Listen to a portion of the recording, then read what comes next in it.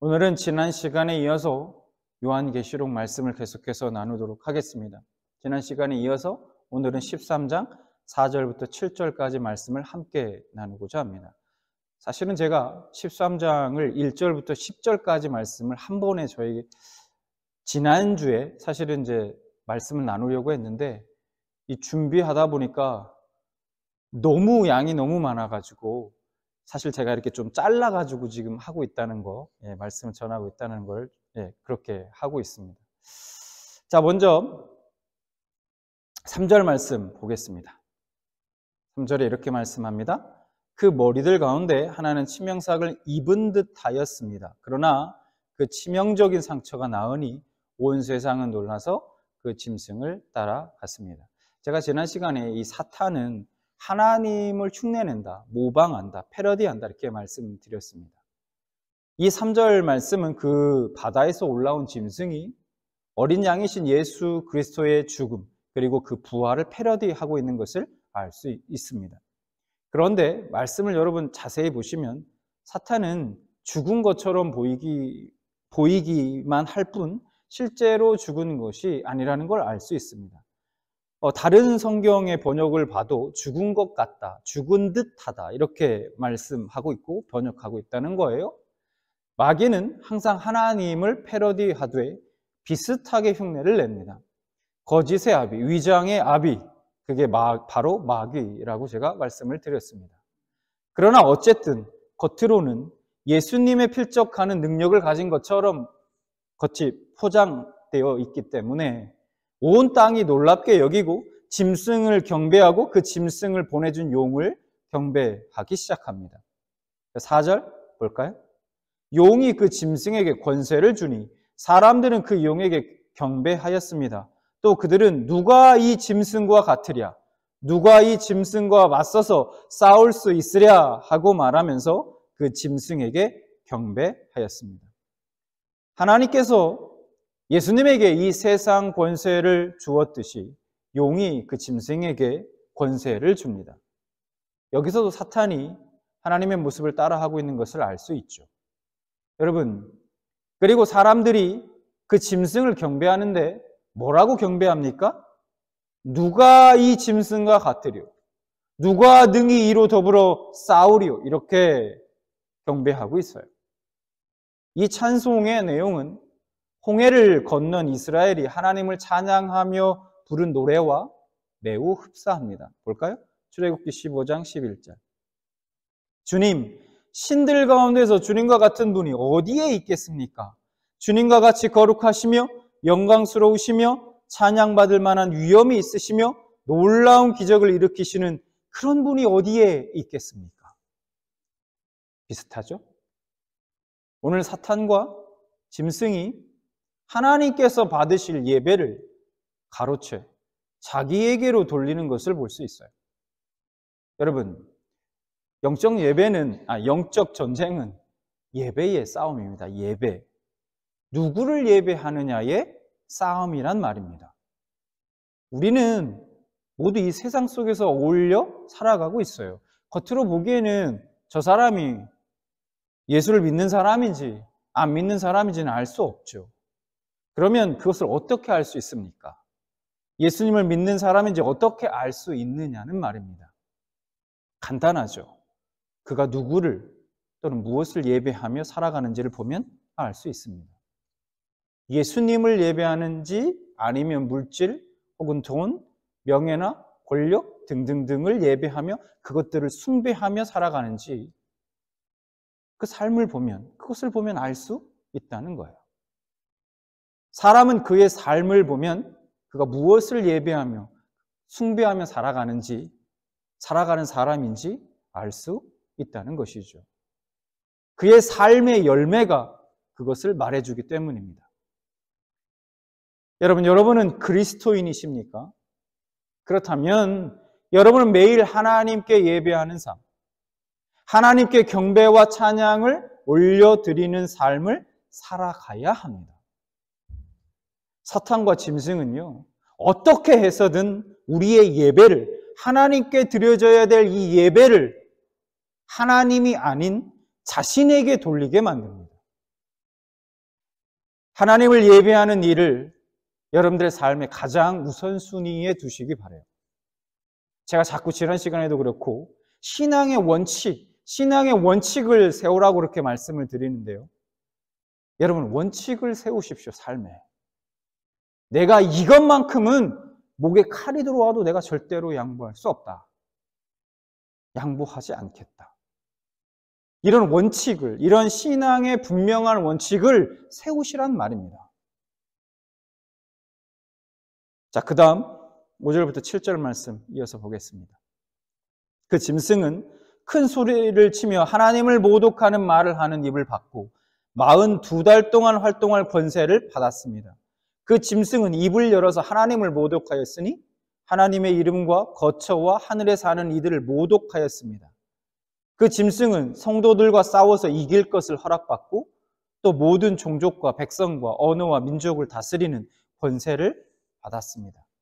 그 짐승이 42달 동안 교회를 이길 수 있는 권세를 받았고 그 기간 동안 성도들과 싸워 이긴다 라고 말씀하고 있습니다. 우선 5절에 42달이라는 기간을 뭘 상징할까 하는 거예요. 요한계시록의 42달, 즉 3년 6개월입니다. 이 3년 6개월이라는 숫자는 완전수를 의미하는 숫자 뭐라고 말씀드렸습니까? 지난주에 7이요. 7의 절반, 3년 6, 3하고 2분의 1. 그 절반으로서 제한된 기간을 의미한다라는 거예요. 제한된 기간이요. 자율적으로 결정된 시간이 아니라 하나님에 의해 이미 예정된 그 시간 단위를 의미한다는 거예요. 그러니까 하나님께서 정해놓으신 시간 동안 모든 종족과 백성과 언어와 민족, 즉 전 세계가, 이 온 우주가 지금 그의 손에 있다는 거예요. 그리고 그는 이 세상과 싸워 이긴다는 것입니다. 우리가 진다는 거예요. 다니엘서에서도요, 동일하게 그 짐승이 어떻게 이스라엘을 짓밟는지 기록이 되어 있습니다. 우리가 지난 시간에 읽었던 다니엘 7장, 그 7장으로 다시 가보겠습니다. 7장 24절, 25절 한번 보겠습니다. 그 10뿔은 이 나라에서 일어날 10왕이다. 그 뒤에 또 다른 왕이 일어날 것인데 그 왕은 먼저 있던 왕들과 다르고 또 전에 있던 새 왕을 굴복시킬 것이다.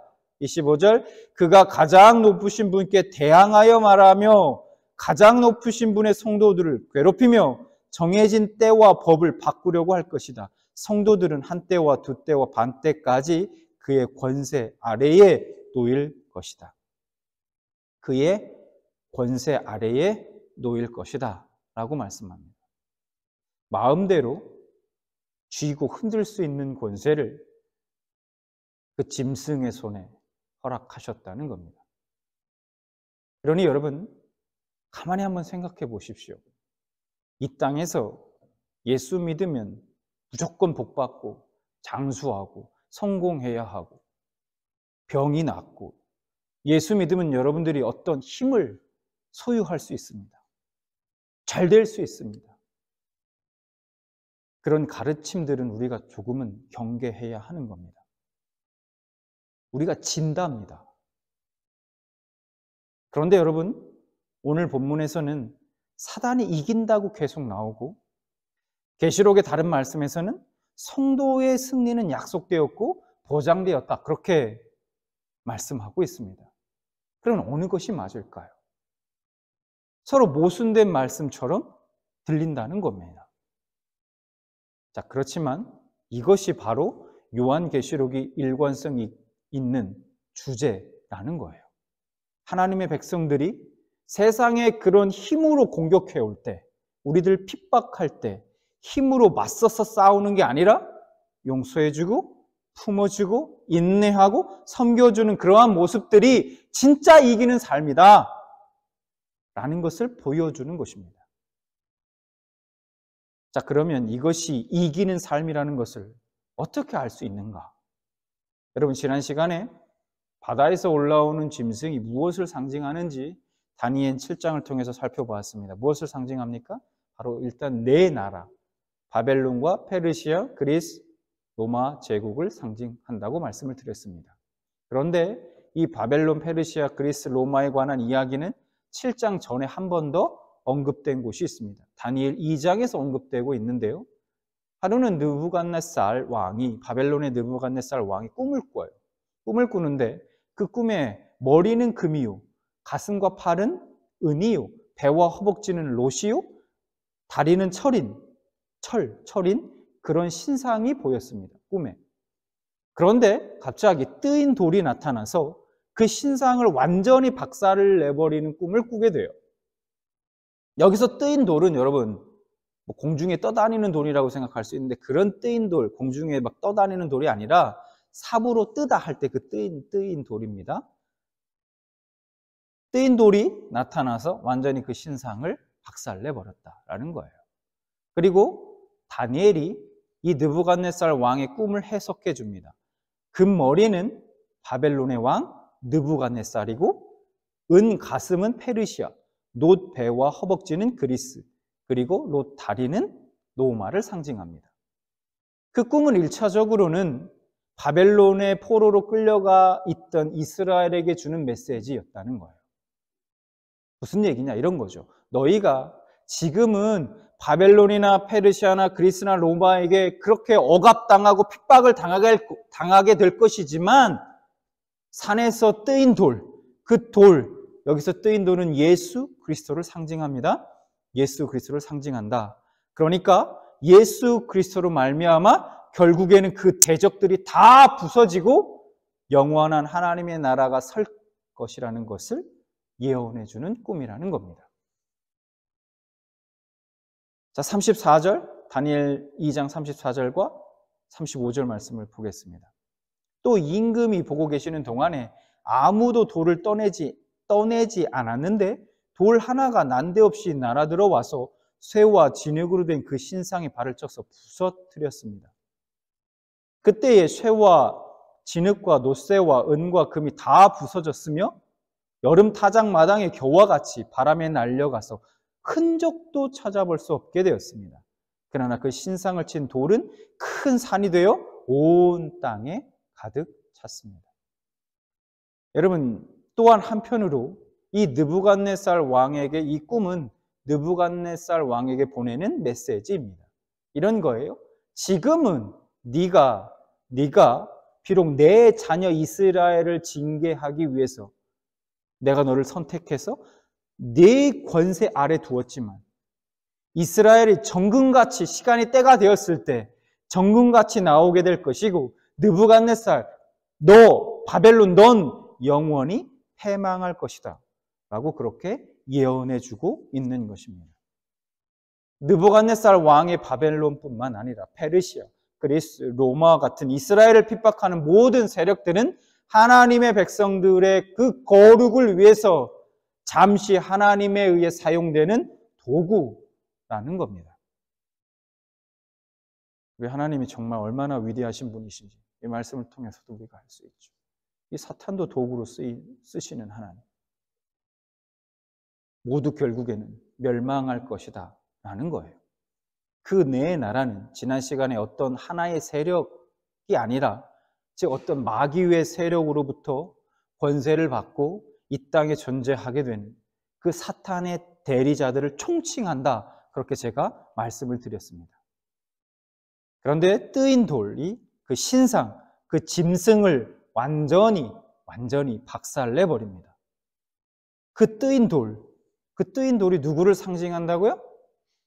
예수 그리스도, 우리 주님, 예수 그리스도를 상징한다라는 겁니다. 자, 그런데 그 신상을 완전히 박살낸 그 뜨인 돌이 어떤 돌인가 한번 보겠습니다. 이사야 53장 2절부터 4절 말씀 한번 같이 보겠습니다. 그는 주님 앞에서 마치 연한 순과 같이 마른 땅에서 나온 싹과 같이 자라서 그에게는 고운 모양도 없고 훌륭한 풍채도 없으며 우리가 보기에 흠모할 만한 아름다운 모습이 없다. 그는 사람들에게 멸시를 받고 버림을 받고 고통을 많이 겪었다. 그는 언제나 병을 앓고 있었다. 사람들이 그에게서 얼굴을 돌렸고 그가 멸시를 받으니 우리도 덩달아 그를 귀하게 여기지 않았다. 그는 실로 우리가 받아야 할 고통을 대신 받고 우리가 겪어야 할 슬픔을 대신 겪었다. 그러나 우리는 그가 징벌을 받아서 하나님에게 맞으며 고난을 받는다고 생각하였다. 그 신상을 부술 수 있는 분, 그 신상을 완전히 가루처럼 만들어 버리신 분, 그분은 엄청난 강한 힘도 그것을 정복하고 발 아래 무릎 꿇 강한 힘으로 그들을 정복하고 발 아래 무릎 꿇린 것이 아니라는 겁니다. 그렇게 하지 못해서 그런 힘이 없어서일까요? 아니죠. 힘이 없어서가 아니라 그것은 하나님이 원하시는 방법이 아니다라는 거예요.